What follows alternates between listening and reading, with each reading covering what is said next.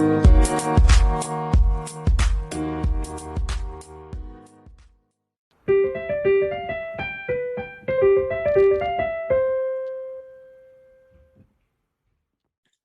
to the New Chemist podcast. We're glad you're listening. Feel free to download this podcast on Google Podcasts, Apple Podcasts, Spotify, and a variety of other platforms. Here on the New Chemist, we discuss chemistry, which simply put is a science of change, as well as careers, community, research, and COVID-19. We're happy you're tuning in. My guest today is my colleague from Georgia Tech, Savni Kulkarni. It is so great to hear from you. Just briefly, I'll inform my audience about you. I met Savni at Georgia Tech, where she studied and obtained her bachelor's degree in biomedical engineering. Savni worked at Amniox Medical as a research and development project manager, coordinating clinical trials, creating protocols, and conducting several visits to different sites. She worked as a field clinical engineer at Abbot and currently serves as a MitraClip clinical sales specialist. Savni, thank you again for joining me. Please welcome Savni.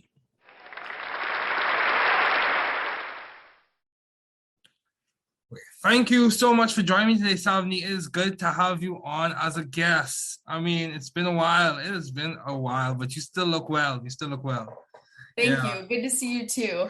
Yeah. So as we begin, what have been your long-standing interest in the field of science? So I think, my interest started back in around middle school. So I joined Science Olympiad mainly to build a robot. But then as, we started doing the hands-on, I guess the robotics team was full. So they moved me over to anatomy. And then as I started studying the anatomy portion for the Science Olympiad, the exams that you have to get to the final, I realized that, this was very interesting and I wanted to pursue a little bit more on the anatomy side. So I started studying more of that. And then in high school, I was part of this biotech class. So we did genetic modification of fruit flies, and that really piqued my interest. So I was working in a breast cancer lab for a little bit where we modified some breast cancer, the TKS5 protein. And then that led me to starting at Georgia Tech for biomedical engineering. So that robotics honestly initially piqued my interest in science. Okay. Yeah, good. That's good. Yeah. So I see. So tell me a little bit more about your high school project. You worked on fruit flies. What led you to work on that project? Was it given to you? Or how did you choose that project? And how did you, because all of your story converges well to you ending up as a biomedical engineering major at Georgia Tech. So what about high school? Can you tell me a little bit more about that? Yeah. So we had two options. There was, you could either do this fruit fly or it was, the Punnett Square project for genetics. So there was a paper version that you could do where, you cut up this circle with different enzymes and then match that, or you could do this genetics thing. So I decided that, I'd much rather work with fruit flies and figure out, look under the microscope, run labs on that than this paper version where it's not as hands-on. So that led me to doing this fruit fly. And basically we were just mating. So it was like 8 days of growing this larva in a test tube, and they had different growth food mediums. And then at 8 to 10 days, the fruit flies would start hatching. So you had to extract females. So you'd use ether to knock them out, and then under a microscope, check all the fruit flies, separating male from female, and then leave the females for 3 days in a separate test tube. And then for every 3 females, put 1 male fruit fly in, and then they would mate. And then once their larvae were, laid again, we would transfer the larvae into a different test tube. Those would hatch, and then we'd, under a microscope, check their eyes. So it was to see the red eye versus white eye trait in the fruit flies. So, we did this for like 3 generations. I think everyone has done this at some point. And Yeah. Drosophila melanogaster is used a lot. Fruit flies are used a lot. Yep. Yes. So, how do you maintain a view of the bigger picture in your career and in your life in general? Like in this pandemic, a lot of people have been challenged. A lot of people have had to work from home. So perspectives and paradigms have had to change. So how do you maintain a view of the bigger picture? So I think for me, it's a lot easier to maintain a view of the bigger picture by just setting small goals. So, every Sunday I kind of sit down and list out, things I want to accomplish for the week, like smaller goals. And then, working towards achieving those smaller goals helps, get to the one or two bigger goals that I've set for the year. Mhm. And so that's just the bigger picture that I have is, they're written down somewhere. But then every day, the smaller stepping stones are what I'm working towards. Especially during this pandemic, it's been important to, it's so easy when you're working from home to have so many different tasks that, you just don't feel like doing. So every day, setting like, this is the 3 things I want to do for each day of the week to help me accomplish my goals. That's been very helpful for me. Yeah, that's good. So noting things down, writing it down, breaking it down into smaller pieces. I've read that a lot from a lot of different people because if you think about it, if you think of how big the task is, it may be overwhelming. Yes. It can be overwhelming. Yeah. But like even when it comes to publications or even when it comes to experiments, like if you think about what's the end goal, that could be overwhelming. But if you think about it as to what do I need to do today? Or what do I need to do for this hour? Then you make it more specific. What do I need to do for this hour? Then I can proceed forward with the small goal. Yeah. It becomes more achievable and realistic. Yeah, and I love lists too, me too. listing things off. Yeah. I think that must be a common trend for people who pass to Georgia Tech. Yes. So how have you been adaptive and creative in the field of science? So I think you work at Abbot, so tell me a little bit more about that. Yeah, so I at Georgia Tech, I did a couple of internships that were a little bit more clinical research focused. So one of them, I guess my main one, I was at a company that did amniotic membrane tissue. And I was on the clinical trial side. So I was writing protocols for retrospective studies all across the United States. And then basically going on doing site follow-up visits, making sure that all the data was being collected appropriately. And then later me and the team would get together and then analyze the data. And then eventually it would get published by the physicians that had, done the study. So that was interesting for me. So I picked, the parts of that job that I really enjoyed. And then when I was applying for jobs out of Georgia Tech, I was looking for something that would, loop in those interests from the clinical research internship that I had. So that led me into a field clinical engineering role with Abbot. So there was a team of initially 8 of us, and then it got expanded to 12, all put at different sites across the country. And we were collecting data on like cardiac catheterization labs. So there's, the stenting procedures that they do. We were collecting data on their workflow for the stents and analyzing that data, presenting it to them. And basically we wanted to establish a set workflow and just check how the data improves based on the physician's adherence to the workflow. So through that, I was, in a hospital every day, and there's so many cases going on in the cath lab that are outside of my scope. And what I tried to do was just, be open to other opportunities to learn.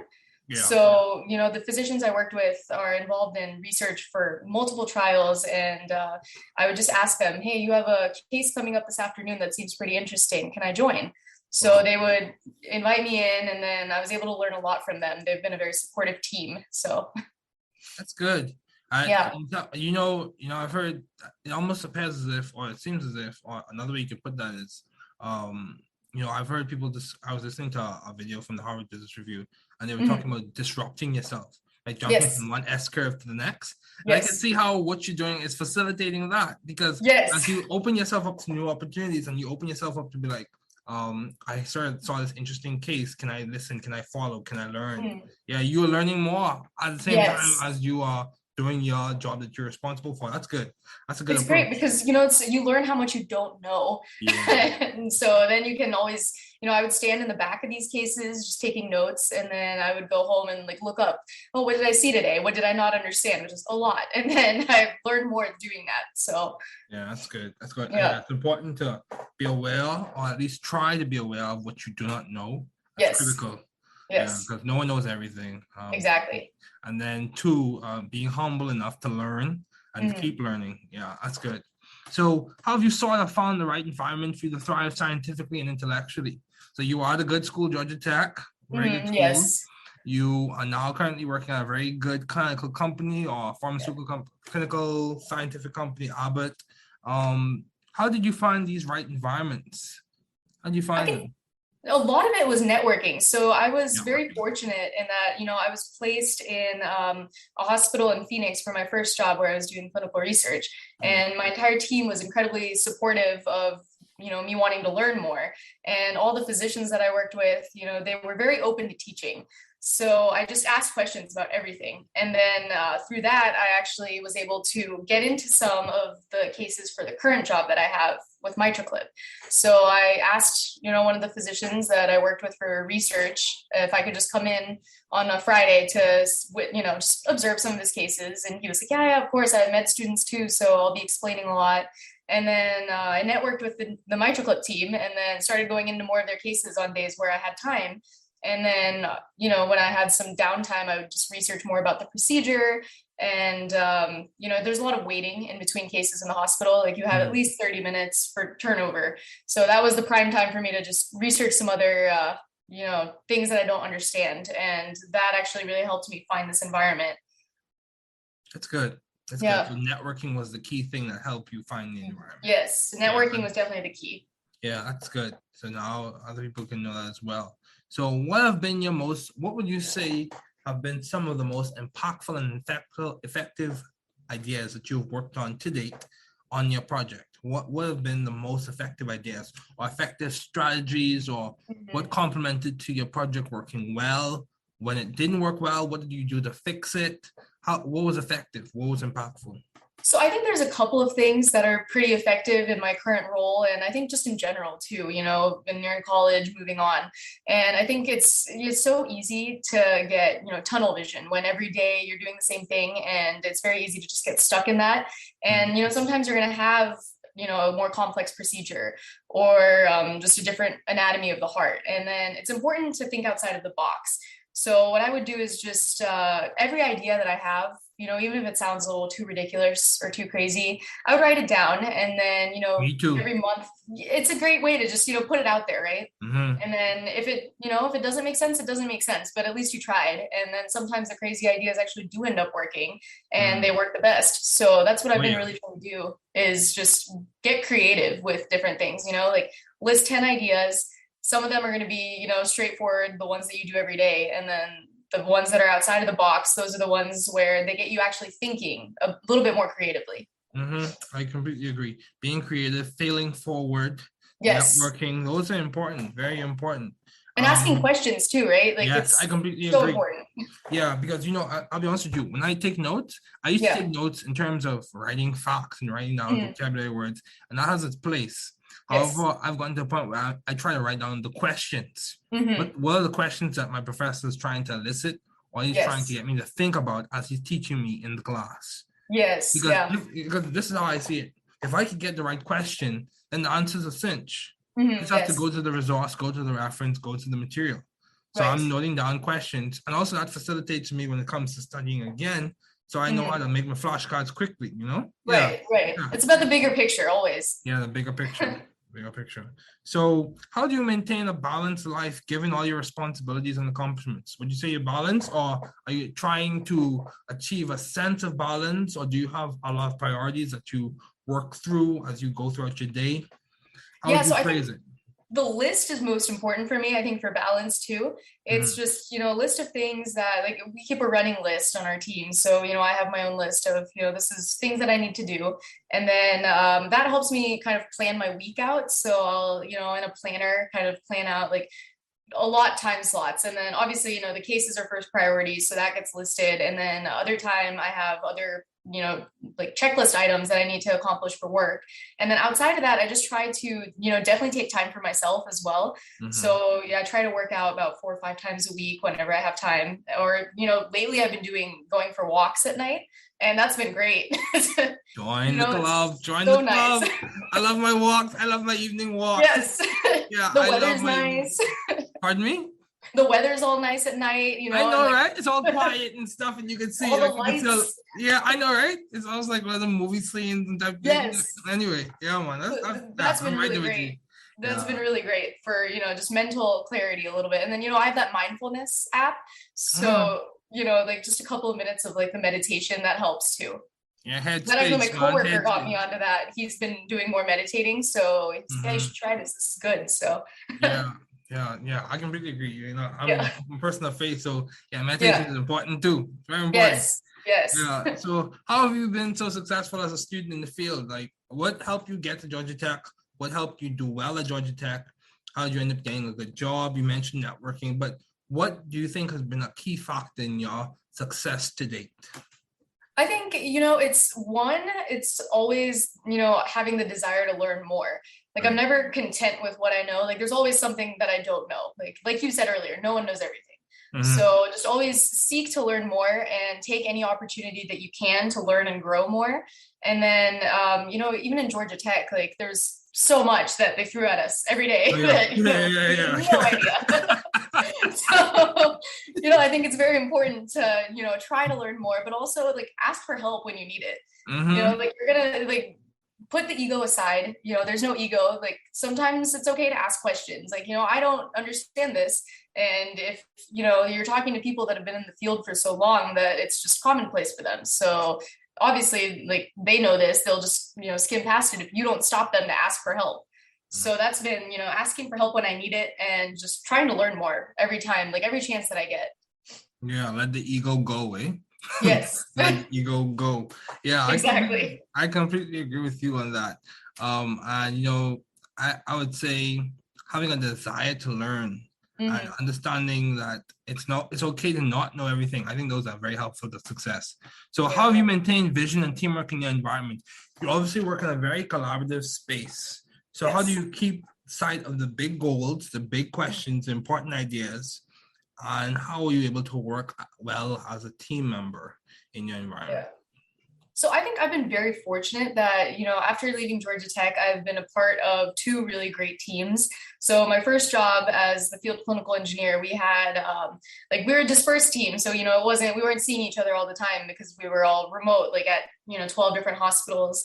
But we still had, weekly calls to just go over objectives and goals, and just everyone presented, what had happened during the week and any breakthroughs that they had. And then we'd have monthly just idea sharings. So, someone tried something cool at the Cleveland Clinic, so they would share it with the rest of us. And then, we would go try that if we were having similar issues.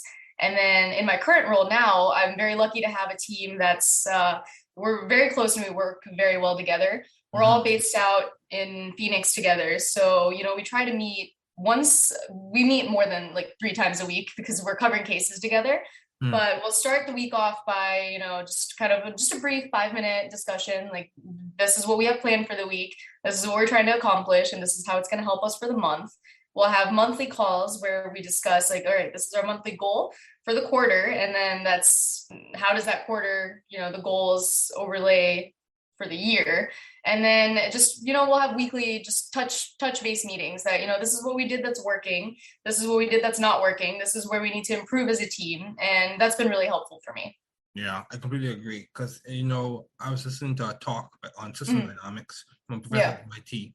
And, they talked about the open loop model in which you are constantly refining your input, constantly refining your progress. Yeah, so that's good. Yes. So why did you choose biomedical engineering as a field to major in? So like I mentioned earlier, when I was younger, I was interested in like the robotics, and then I became interested in anatomy. And, when I applied to Georgia Tech for biomedical engineering, I thought that's the best way to combine the two, like anatomy and robotics, biomedical engineering. There you go. Yeah. So I started because of that. And then as, as I progressed through the curriculum, like around sophomore year, I realized that, originally I was pre-med, and then I realized that was not the right career path for me. So I liked the engineering side a lot. So I realized that this is the best way to make an impact without having to go to med school, is to do biomedical engineering. There's so much innovation happening in our field that, you can make an impact every day in a different sector of the field. And that was very appealing to me. That's good. That's very good. So do you have any advice to those wanting to pursue the field you're currently working in? Yeah, I think my main advice. So I remember, sophomore year after BMed 2210 class, I'd come back from class and they told us that, to be successful in biomedical engineering, you need to get a master's degree and then maybe a PhD or become a doctor. And I'd called my parents that night and I was like, I don't want to do this. Like, maybe this isn't right for me. And, my parents just told me that, hey, like, are you interested in biomedical engineering? Is this something that you love? And I said, yeah, it is. So they said, don't let what other people tell you influence what you're doing with your life. Like, there'll be a way if you find a way. So I think that was a piece of advice that I would give to anyone that's trying to pursue, whatever they want to. If it's biomedical engineering, just don't listen to other people. If you're passionate about it, you'll find a way and you'll find whatever works for you. Yeah, I completely agree. It's important to have the right, the right opinions, the right advice in your, especially when you're making critical career decisions. Very important. Yeah. And you have to know what to listen to and what not to listen to. Exactly, because there's a lot of things floating around that, you shouldn't listen to that. Yeah, I completely agree. Agree. So what has been some of the most beneficial advice you have received? What you say was still replaying in your mind from parents or advisors, or what else has been beneficial to you, even from professors? Yeah, so I've been very fortunate in the current team that I'm with right now. Mm-hmm. And, I've found two really great mentors, one being my boss and the other being my coworker. So they give me a lot of good advice, but two of the pieces that have really stuck is, my coworker tells me this frequently that, just be you. There's only one Savni out there. So just be that one Savni. Mm-hmm. Like, don't try to be anyone else. Just be yourself. And, that's key. And then my boss frequently tells me, like, to stay grounded, don't get too high, don't get too low, just stay in the middle at all times and just stay grounded. Yeah, I completely agree. Even if your head's in the clouds, have your feet on the ground. Exactly. Yes. Yeah. Never get too overconfident, but believe in yourself. Yeah. See, for me, the thing is, my faith helps me process a lot of things. Having a faith perspective allows you to keep perspective on your circumstance. Yes. That's what I found in my personal life, especially when you have some success or you have some failure. You're able to put it in the appropriate category or the appropriate light, so it doesn't make you too high or make you too low. But yeah, especially now with COVID too. Pardon me?